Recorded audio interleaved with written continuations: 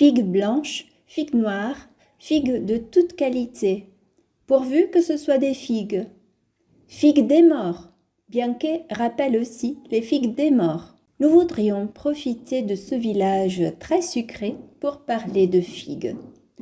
Les habitants du territoire d'Imperia étaient généralement connus sous le nom de mangeurs de figues, ce qui rappelle l'extrême avarice d'une terre qui ne produisait pas grand-chose d'autre.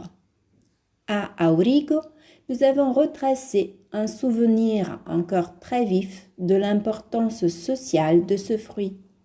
Ici, on se souvient encore de la préparation du gâteau par excellence, le pain aux figues. Avec les figues les plus grosses et les plus belles, on faisait des pains. On y mettait du laurier, de noix, on les laissait bien sécher et à Noël, on les offrait à l'enfant Jésus et aussi au curé, parce que Jésus, il ne mangeait pas de figues, mais le curé, oui. À Aurigo, dans un passé récent, on avait également inventé un mont-de-piété qui, en vertu d'un testament, obligeait les familles à verser 25 écus par an. Une moitié de cette somme était destinée aux filles pauvres et l'autre moitié aux indigents.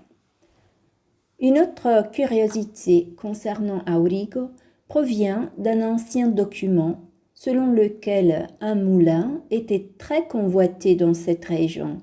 Il portait le nom très évocateur de Cagadenarios, c'est-à-dire qui chie des sous.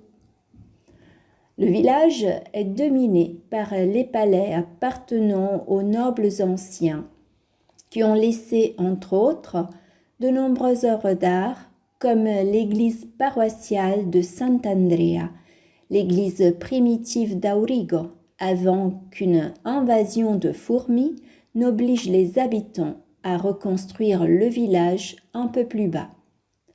Mais n'oubliez pas d'admirer la Renaissance ligure dans le splendide sanctuaire de San Paolo et de vous laisser ensuite envoûter par les merveilles du baroque, ici bien représentées par l'église paroissiale actuelle.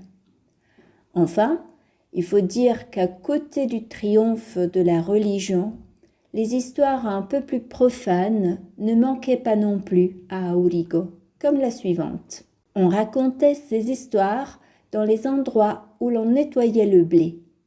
Après minuit, arrivaient les sorcières qui dansaient. Il y avait aussi des conteurs de contes de fées. Nous, les enfants, nous étions assis sur les marches pour les écouter et nous n'en étions jamais las.